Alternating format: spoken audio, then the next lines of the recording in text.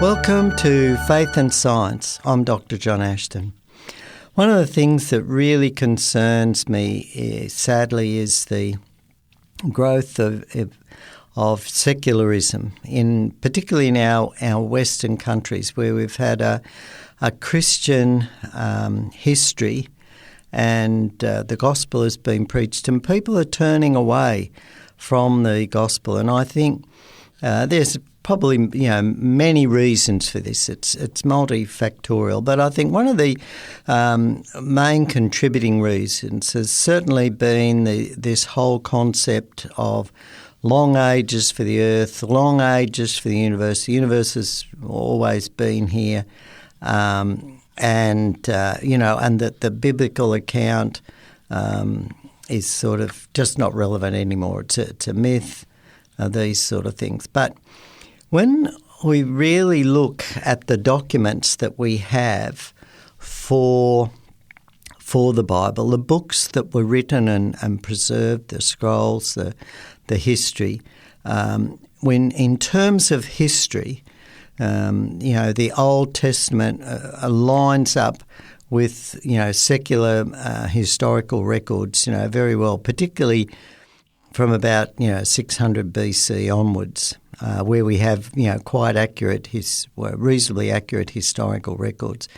And when we look at the account of Jesus, who articulated quite clearly that he was God incarnate and performed miracles to prove this, raising the dead, healing blind people, healing, crippled people. And these were public healings. They were recorded. They were witnessed. They were sort of very clear. These miracles that he performed were very clear. His crucifixion was a public event, and Romans were very efficient in killing people. That they had a lot of experience doing that. We know that Jesus was physically nailed to the cross after being scourged, whipped and bleeding, suffered terrific torture that way. And the Romans then confirmed that he was dead by piercing his side with a spear. There was no way Jesus could have been alive. And yet he appeared afterwards to his disciples, who then went off and changed the world. But he also appeared to other people, such as Paul, later on as well. Now, again, we have this whole concept of, how can a material person, appear here and appear there. But when we look to understand the reality that we live in, and I've explained this, before, that we are largely energy fields. The amount of matter, actual physical dense matter in us is very small. And I think this is illustrated if we look, if we look at your classical chemistry textbook examples of, if we look at the nucleus of an atom, if we had the nucleus of an atom, the solid matter of the atom was the size of a golf ball. The outer electrons, the outer diameter of the atom is about 4 kilometres away.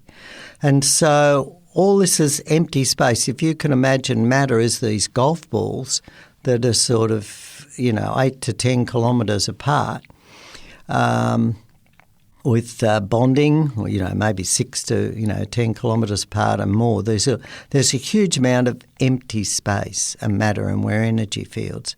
Then the other issue that we have is that, and just going back to that point, and yet we perceive everything as being solid. As I'm in this recording studio here, I'm sitting there, the desk says solid, I can't push my hand through the desk, and that's because the interaction of these force fields.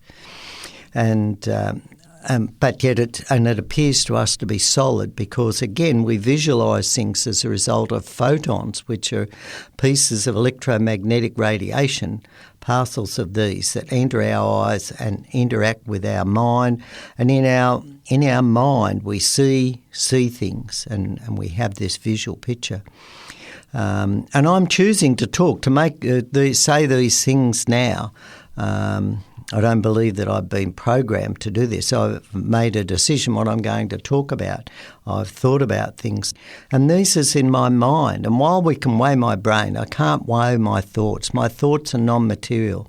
And this is a whole challenge to thought, to science. What are thoughts?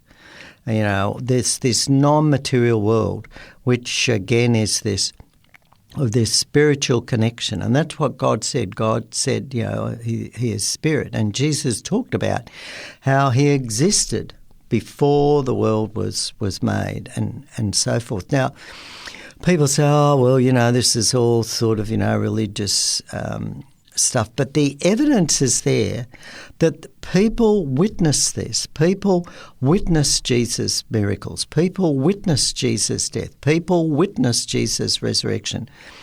And the people he appeared to after me. And those people, as a result of that, went off and changed the world. They preached the gospel. And the gospel is a very important message that was preached, and that is that we were meant to live eternally, that God made us in his image to interact. So the creator of the universe, the creator of these amazing living systems that I've talked about many times, and the components of plants and animals, the structure of the universe. And there's so much evidence of an intelligent design behind just the laws of physics themselves, the laws of mathematics, logic. The whole concept of language, the whole concept of the DNA coding that's in the structures, and the code reading machines, the ribosome. There's so much evidence for intelligent design everywhere we look. The feedback cycles that keep the Earth's temperature roughly constant, all these sort of things. In our biological systems, our immune system, the way our immune system works, our blood clotting system, all these things point to amazing intelligent design, not random processes. We see what random processes do. Random processes, you know, wreck computer programs. They wreck machines. You know, corrosion doesn't help build new machines. Corrosion, for example, it's a random process. It sort of wrecks machines. And so the evidence for a super mind that designed all these things is there. And what the Bible tells us is the super mind made us to interact with the super mind. And there are so many testimonies around the world. There are probably millions of testimonies of people who have prayed to God and had interaction with God and answers to prayer, being led to do things that have helped people, make discoveries and so forth. And when we think about these, when we think about these things and this growth of secularism, turning away from God, it really concerns me, because the same Bible and those same people that had those rich experiences with Jesus and with God point to the fact that there's going to be a resurrection from the dead. This life isn't all there is. Some people have their lives cut off short. We have children that are dying from cancer and or in terrible accidents and so forth. We weren't meant to die, and there's going to be a resurrection. But the interesting thing is that there's a resurrection of those who believe in God, accepted Jesus as their Saviour for all the wrongdoing that they've done, and have accepted God's forgiveness for their wrongdoing that they've done. And there's those that have ignored it, rebelled against God. They're going to be resurrected as well, to see that in actual fact there was a God and God was trying to work in their lives. And that's why I have this program, to get this message out there that it's so important now, while we're alive, to make this decision to come back to God, to come back to the Creator of the universe, of life on earth, and get to know his love. And the Bible is powerful historical evidence out of all the different religious books that there are around, that the biblical account best fits the reality that we live in, and the reliability of the witnesses, in my opinion, is far superior to all the other religious texts that we have available to us to this day. And so, again, this rise in secularism seems to parallel this rise in science. And we need to understand that, again, science is based on observations by humans. But one of the things that we really need to understand, and I spoke about this recently, is that this whole idea that the Earth is very old, and this whole idea that science has established that the Earth is very old. For example, the widely accepted age of the universe at the moment is about 13.77 billion years. It's interesting how they pin it down to that sort of order of accuracy, and that the solar system, including Earth, is about 4.543 billion years. But what we need to understand is that no scientific method can prove the age of the Earth and the universe. And in actual fact, there's growing evidence that the universe and the Earth is very young. And when we realise this again focuses in on the biblical account of the Earth and the universe being about 6,000 years old. And people in their minds tend to scoff at that, and they say, well, hang on, the universe is billions of light years across, how could it be that young? But when we look at the science, when we actually measure the science and look at the evidence that we actually can measure and know now, everything is pointing that those long ages just don't work. And I've spoken, in previous programs on when we look at the evidence for the Big Bang, and that's touted around, and obviously the Big Bang calculations are behind this age of the universe calculation, but we need to understand that there's actually no evidence to support the Big Bang theory. And people say, well, hang on, there's all these papers and so forth. Well, it's a very interesting article, and I've referred to it previously, that was published in Scientific American a few years ago, that points out that, hang on, all the supposed evidence that has been put up has been where people have actually tweaked the figures to get the results that they needed to get. When we actually use the data to make some new prediction, it doesn't work.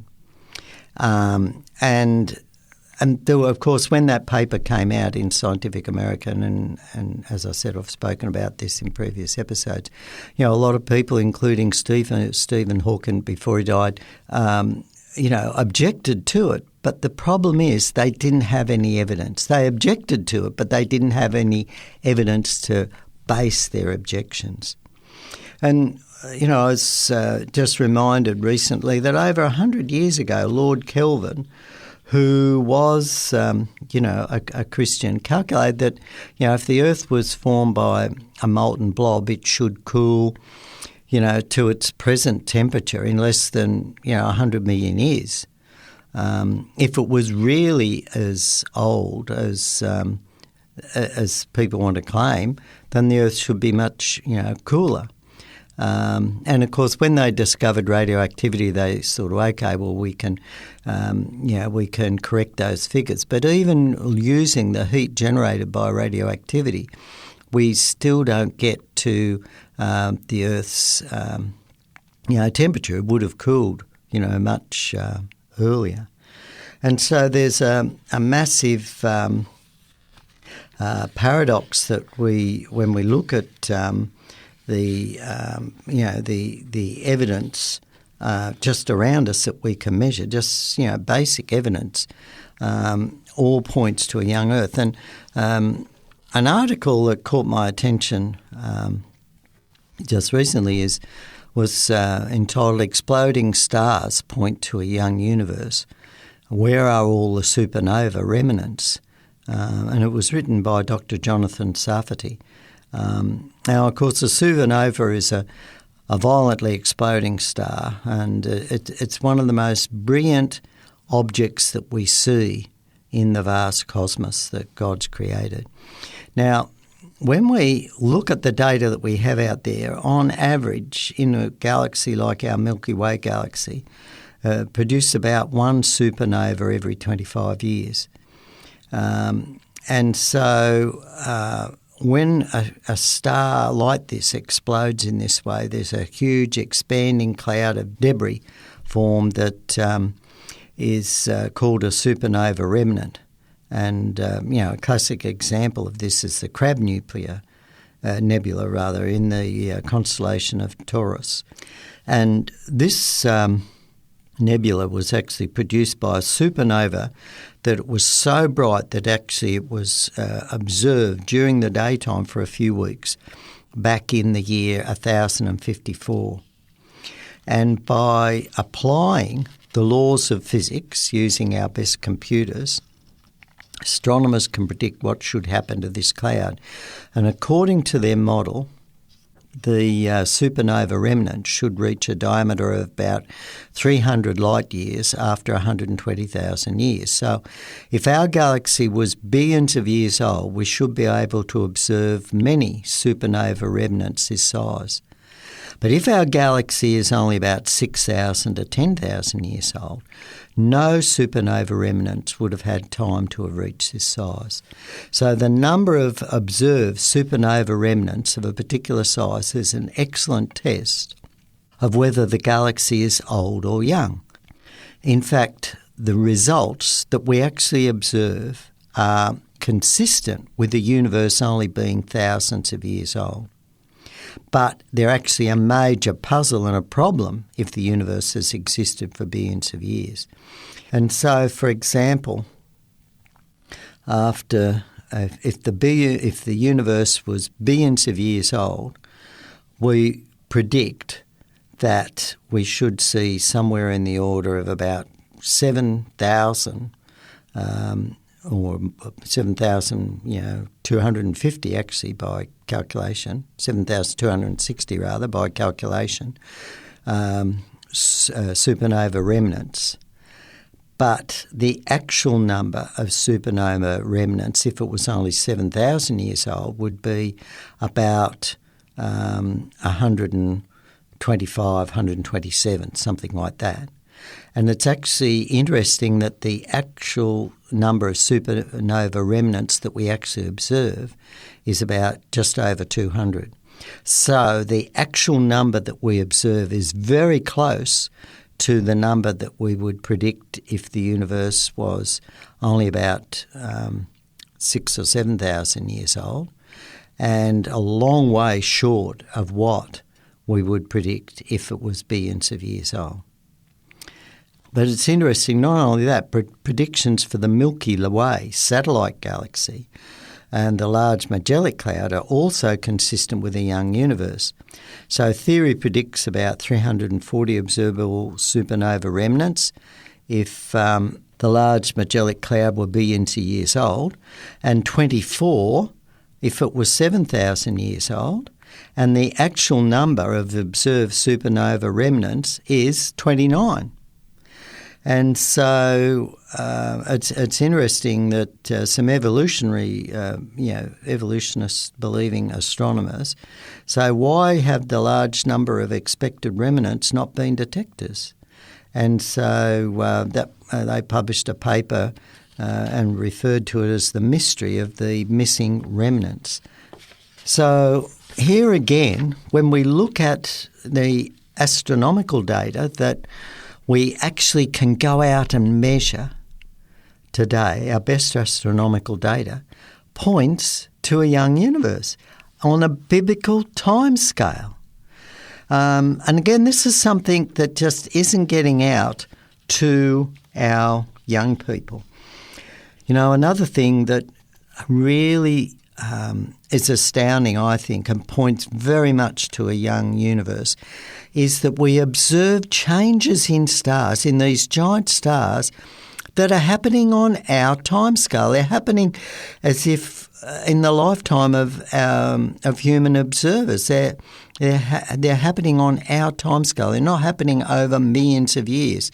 For example, the Circuri object in Sagittarius, in 1994, this star was most likely a white dwarf in the centre of a planetary nebula.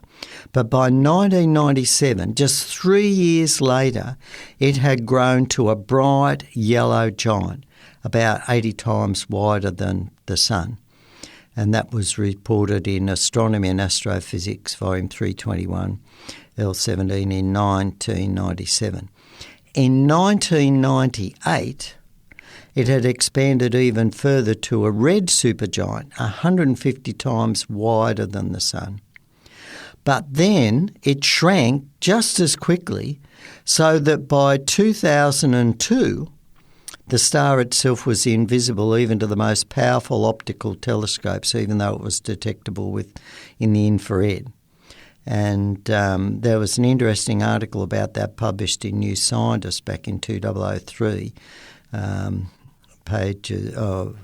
177, issue 23, number 2384, pages 28 to 31. So again, the fact that these, are changing in our sort of timescale so that we can observe it on these scales, and huge changes in size, they're happening on our timescale. There's also the faint young sun paradox. So again, according to stellar evolution, as the sun's core transforms from hydrogen to helium by means of nuclear fusion, the mean molecular weight increases, which would compress the sun's core, due to gravitational attraction, increasing fusion rate. The upshot is that over several billion years, the sun ought to have brightened 40% since its formation, and 25% since the appearance of life on Earth. That means that this translates into a 16 to 18 degrees temperature increase on the Earth.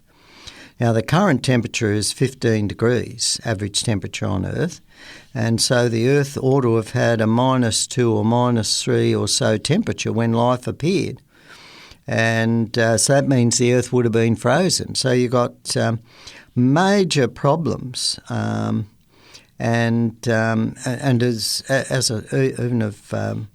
April 2010, there was an article published on this in Nature, and remains a problem. Have a look at the volume of Nature 464, pages 687 to 689 on the 1st of April 2010. So this faint issue of the faint young sun remains a major problem. So again, when we look at these issues, it all points to the creation of the Earth as we, understand it. Another major problem for understanding the age of the universe is that when we look at the most distant star clusters and galaxies, we would expect them to show, the galaxies forming. But instead we find developed spiral structures, for example. So if these way distant objects, which are, billions of light years old, and therefore they're supposed to have formed, just after the Big Bang, how are they so well developed? How are they so already have these structures? And so this is a major problem for the Big Bang model. So we have all these evidences when we even look at the universe for these very young age for the universe, and that was created as a functioning system already there, functioning, fully formed. Other powerful evidence that the Earth is really quite young, only thousands of years old, is the decay of the Earth's magnetic field. And I have talked about this before, and there's a really excellent article on this on the creation.com website. So if you just Google creation.com and enter in the search engine decay of the Earth's magnetic field. Another really excellent article, again by, I think it's by Jonathan Safety, but talks about we've got very accurate measurements of the decay of the Earth's magnetic field. But we also have discovered that there are very rapid reversals of the Earth's magnetic field have occurred, and they've occurred over a very short period of time, like weeks. And this has been a major problem for geologists, but it powerfully fits the flood model for the destruction of the surface of the Earth. And with the movement of the continents, subduction of plates, causing a change in cooling patterns within the molten core, which is believed to be responsible for the Earth's magnetic field, and the change in the cooling areas causing reversals. There's a model that has been put up by Dr. Russell Humphreys that fits very well, a creationist model that fits very well the observations. And we've got very good data, of course, now that the Earth's magnetic field is following exponential decay with a time constant of 1,611 years, plus or minus 10. And, of course, there's also the Earth's magnetic field, the magnetic fields in other planets in our solar system also points to the fact that these planets are young. And also a fascinating discovery that the moon once had a very, very strong magnetic field too, stronger than that on Earth. So these evidences all point to the young Earth creation model. And so when we consider the overall evidence from science that fits the biblical account, we need to bear in mind that while we're being, all the time getting all these messages about old Earth and old universe and all this sort of thing in the popular media, in our science and education system, when we look at the real data, it points to a young Earth that was created as a vibrant, functioning system for us to enjoy and for us and to be inhabited by us. You've been listening to Faith and Science, and you want to re-listen to these programs.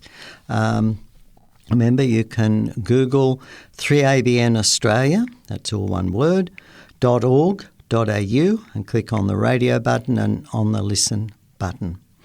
Remember also too, there's the creation website, creation.com, which has some excellent articles that you can use in the search engine.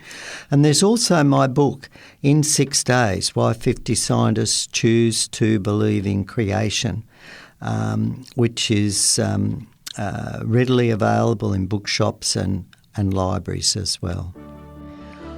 I'm Dr. John Ashton. Have a great day.